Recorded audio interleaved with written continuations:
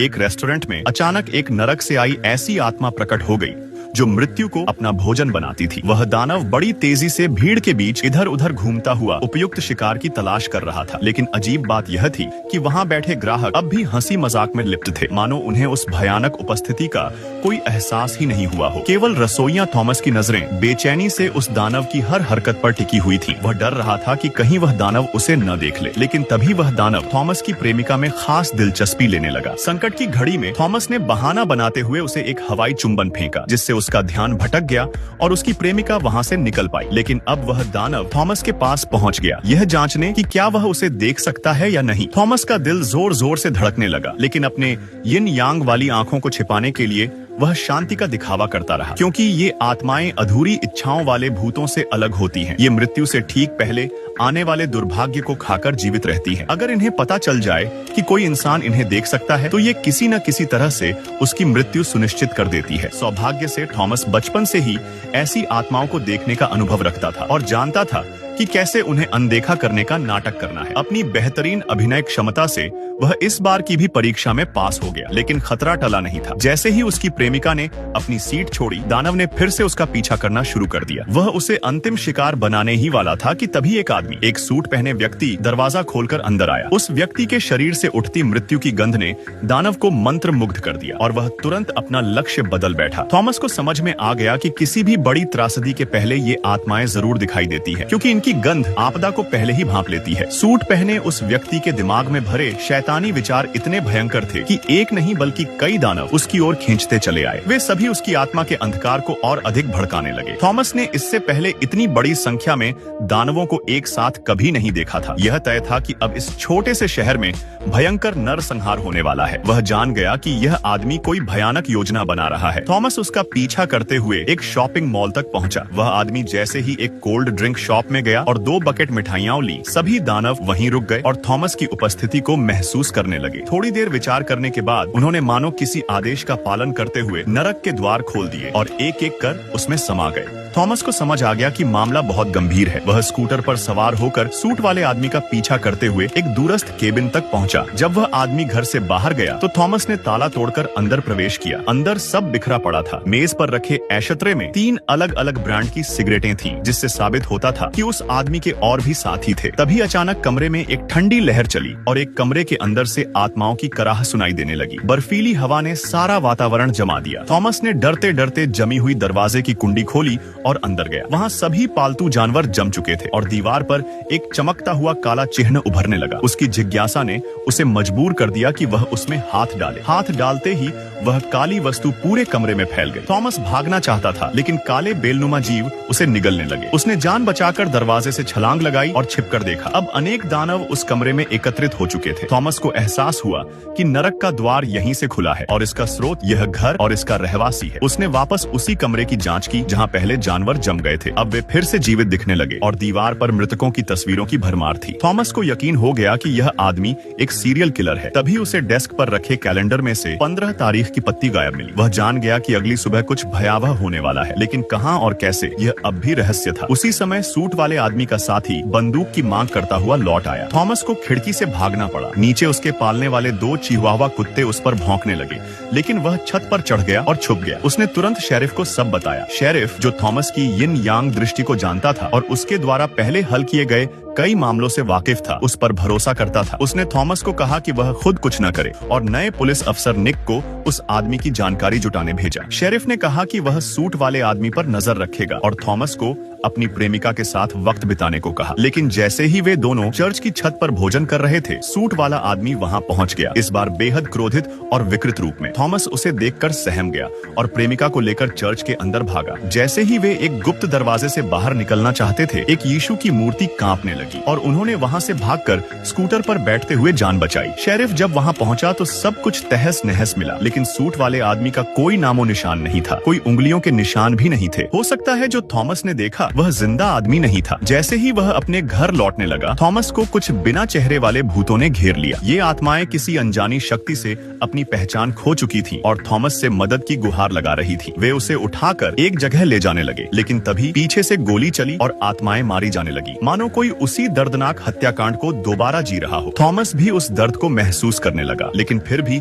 आत्माएं उसे बचाने के लिए उसे एक बिस्तर पर लिटा गई। अगली सुबह वह अचानक जाग गया। यह सब सपना नहीं था, बल्कि आत्माओं की चेतावनी थी। वह तुरंत एक बॉलिंग एली पहुंचा, जहां उसने सपने में देखी आत्माओं की वर्दी जैसी वर्दी पहने कर्मचारियों को देखा, लेकिन वहां कोई आत्मा नहीं थी। यह तय था कि घटना वहां नहीं होगी। तभी उसे अपनी साथी ब्लैक गर्ल की बात याद आई, जिसने एक डरावना सपना देखा था। वह उसके घर गया और अपनी माध्यम क्षमता का प्रयोग करते हुए उसकी स्मृति में छिपे उस भयावह दृश्य को फिर से उजागर किया। एक प्रयास की भावना से थॉमस जल्दी से जल्दी ब्लैक माई के घर पहुंचता है। वह अपनी आत्माओं से बात करने की शक्ति का इस्तेमाल करके उसकी उस डरावनी सपने की यादें फिर से जगाने की कोशिश करता है। ब्लैक माई के वर्णन से थॉमस को पता चलता है कि आपदा वाले स्थान पर बहुत सी झिलमिलाती रोशनियां थीं। उसने स्पष्ट रूप से एक घूमने वाले झूले कैरोसेल के आसपास पुराने जमाने की बच्चों की धुनें सुनी। फिर आए पागलपन भरे दर्शकों की चीख पुकार, एक विशाल फव्वारा और हर ओर फैले शव और खून। ब्लैक मई इन भयावह दृश्यों से डरकर सपना बीच में ही छोड़ जाग गई और देर तक सामान्य नहीं हो पाई। लेकिन मौजूदा सुरागों से वे कत्लेआम का सटीक स्थान बिल्कुल भी नहीं जान पा रहे थे। परेशान होकर थॉमस ने प्रस्ताव रखा कि वे ब्लैक माई के दोनों बच्चों की स्थिति जांचें। पर जब उसने दरवाजा खोला तो देखा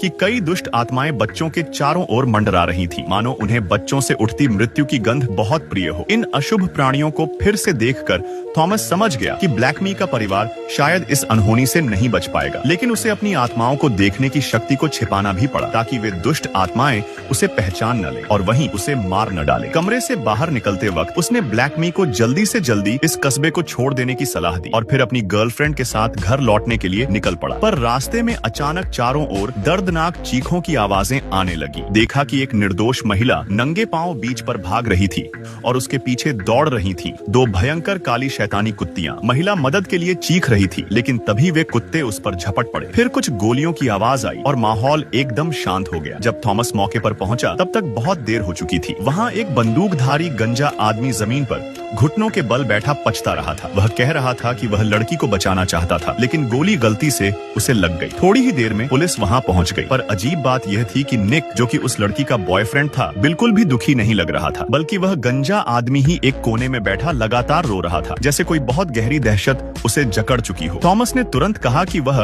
उन कुत्तों को पहचानता है। वे उसी सूट पहनने वाले आदमी की थीं जो दुष्ट आत्माओं से घिरा हुआ था। पुलिस प्रमुख ने यह सुनकर संदिग्ध की तस्वीर निकाली और ऑफिसर साइमन को जांच में लगा दिया। थॉमस ने पुलिस प्रमुख को एक उपहार भी दिया, क्योंकि उसे पूर्वाभास था कि वह किसी मुसीबत में पड़ सकता है। पर रास्ते में अचानक ऑफिसर साइमन सामने आ गया। उसे यह नहीं पता था कि थॉमस के पास आत्माओं से संपर्क करने की शक्ति है। वह सोच रहा था कि थॉमस महज अनुमान के सहारे सभी को परेशान कर रहा है और अब तक कोई नतीजा नहीं निकला। बातचीत के दौरान थॉमस की गर्लफ्रेंड ने साइमन की बाह पर एक रहस्यमयी चिन्ह देखा, लेकिन साइमन ने उसकी बात को टाल दिया। घर लौटते ही थॉमस को जमीन पर एक पिस्तौल मिली और बाथरूम में एक लाश पड़ी थी जिसकी पीठ में गोली लगी थी। वह देखकर हैरान रह गया कि वह शख्स और कोई नहीं बल्कि वही सूट पहनने वाला आदमी था जो काफी समय से गायब था। साफ था कि कोई थॉमस को फंसाना चाहता था ताकि वह इस रहस्य की तह तक न पहुंच सके। अगर वह पुलिस को फोन करता तो उसी वक्त उसे हत्या के जुर्म में गिरफ्तार कर लिया जाता। इसलिए थॉमस ने एक चादर लेकर लाश को ढकने की कोशिश की। जैसे ही उसने उसे छुआ, उसे महसूस हुआ कि शरीर पूरी तरह सख्त हो चुका था, मतलब मरने को बहुत समय हो चुका था। तभी उसे याद आया कि चर्च में पुलिस प्रमुख ने बताया था कि उस आदमी के फिंगरप्रिंट नहीं मिले थे और वह कई महीनों से कस्बे में नहीं देखा गया था। अब जाकर थॉमस को समझ आया कि अब तक जो वह देख रहा था वह दरअसल उस सूट वाले आदमी की आत्मा थी। लेकिन सवाल ये था कि वह मर चुका होने के बावजूद उसे क्यों सताना चाहता था। सवालों का अंबार उसके मन में था, पर अब समय नहीं था। वह जल्दी से लाश को दूसरी मंजिल से नीचे फेंकता है, फिर उसे उठाकर कार की डिक्की में डालकर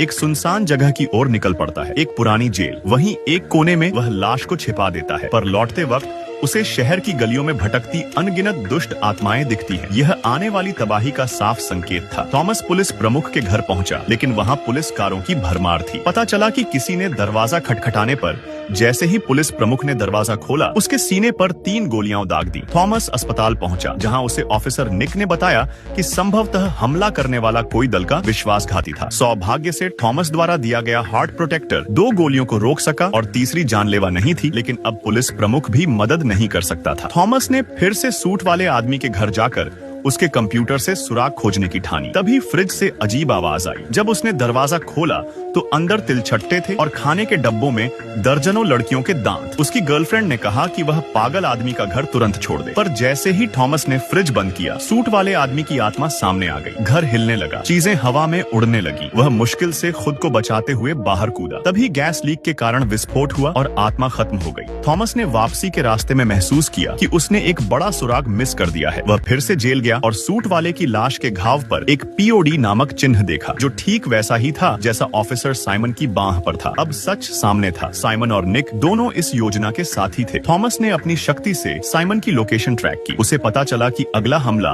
उसकी गर्लफ्रेंड के मॉल में होने वाला है। वह तुरंत मॉल पहुंचा और देखा कि वहां वही कपड़े पहने लोग हैं जैसे ब्लैक मी के सपने में, और वहां ब्लैक माई और उसके बच्चे भी थे। थॉमस ने उन्हें फौरन भागने को कहा, लेकिन अब दृश्य वही था जो सपने में देखा गया था। कत्लेआम का समय आ गया था। एक कोना खुला और वहां से हजारों दुष्ट आत्माएं बाहर निकल आईं। लोगों को कुछ समझ नहीं आ रहा था, पर थॉमस सब देख पा रहा था। जैसे ही एक महिला की चीख गूंजी, लोग घबराकर भागने लगे, पर मॉल को अंदर से बंद कर दिया गया था। और तभी हमलावर ने भीड़ पर गोलियां चलानी शुरू कर दी। पर उस एक गोली के चलने के बाद न केवल वह बदमाश बच गया, बल्कि पूरी तरह से उग्र हो गया। थॉमस की गर्लफ्रेंड जिस कोल्ड शैडो हॉल में थी, वो भी इस हमले की चपेट में आ गई और उस पर भारी गोलाबारी होने लगी। हालात को बिगड़ता देख थॉमस ने फिर से निशाना साधा और ट्रिगर दबाया, पर 2 गोलियों के बावजूद वह सिर्फ बदमाश के कंधे के कपड़े फाड़ सका। इविल स्पिरिट्स को ये बात भांप गई कि थॉमस के पास अब सिर्फ एक ही गोली बची है। वे तुरंत उस पर टूट पड़े, उसे जकड़ने लगे ताकि बदमाश को गोली रिलोड करने का समय मिल जाए। लेकिन उन्होंने थॉमस की अपनी गर्लफ्रेंड को बचाने की जिद को कम आंका। थॉमस ने बदमाश को मार गिराया और फौरन बंदूक फेंककर कोल्ड शैडो हॉल की तरफ दौड़ पड़ा। खुशकिस्मती से उसकी गर्लफ्रेंड पूरी तरह सुरक्षित थी, बस बिखरी हुई आइसक्रीम से उसके कपड़े गंदे हो गए थे। थॉमस जब उसे सांत्वना देने आगे बढ़ा तो अचानक उसे निक की गर्लफ्रेंड की आत्मा दिखाई दी, जो चेतावनी दे रही थी कि खतरा अभी टला नहीं है। थॉमस ने मुड़कर देखा तो पाया कि मौत को खाने वाले इविल स्पिरिट्स अभी भी मॉल के आसपास मंडरा रहे थे, और फिर वे अचानक भूमिगत पार्किंग की ओर चले गए और गायब हो गए। आगामी तबाही को रोकने के लिए थॉमस ने तुरंत बदमाश का नकाब उतारा। तब उसे पता चला कि यह वही गंजा आदमी था जिसने पहले निक की गर्लफ्रेंड की झूठी हत्या का नाटक किया था। इससे यह साफ हो गया कि असली मास्टरमाइंड साइमन अब तक सामने नहीं आया है। थॉमस आत्मा के निर्देशों का पालन करते हुए बेसमेंट में पहुंचा, जहां उसने देखा कि साइमन एक इत्र की वैन से टकराकर गायब हो गया है। थॉमस तुरंत उसका पीछा करता हुआ वैन का दरवाजा खोलता है और चौंक जाता है जब देखता है कि वैन में बमों का ढेर है और ब्लास्ट के लिए सिर्फ 3 मिनट शेष हैं। अब जब थॉमस को सच्चाई का पता चल गया, इविल स्पिरिट्स ने तुरंत साइमन पर कब्जा कर लिया और थॉमस पर गोलियों की बौछार कर दी। थॉमस को सोचने का समय नहीं मिला। वह तुरंत वैन का दरवाजा बंद कर वहां से भागने की कोशिश करता है, लेकिन एक गोली उसकी बाहरी त्वचा छील जाती है। मगर उसे यह अंदाजा नहीं था कि साइमन ने पीछा नहीं छोड़ा। वह वैन के दरवाजे से लटक गया और फिर से गोली चलाने की कोशिश की। शुक्र है कि थॉमस ने समय रहते घातक गोली से खुद को बचा लिया। हालांकि गोली उसकी खोपड़ी को छूती हुई निकल गई। गुस्से में बौखलाया साइमन ड्राइवर सीट तक पहुंचने की कोशिश करता है। थॉमस ने बम फटने का समय गिनते हुए जैसे ही देखा कि साइमन बंदूक उठा रहा है, उसी पल दरवाजा खोलकर नीचे कूद गया। साइमन, जो अब इविल स्पिरिट के कब्जे में था, कुछ समझ ही नहीं पाया और अगले ही पल वह वैन समेत सूखे नदी तल में गिर पड़ा। विस्फोट की लहरें पूरे नदी मार्ग में फैल गईं और भागने में असमर्थ सभी इविल स्पिरिट्स को निगल गईं। इस तरह छोटे से कस्बे का संकट हमेशा के लिए समाप्त हो गया। थॉमस की चेतना तब लौटी जब वह अस्पताल में आंखें खोलता है। वह पाता है कि उसकी गर्लफ्रेंड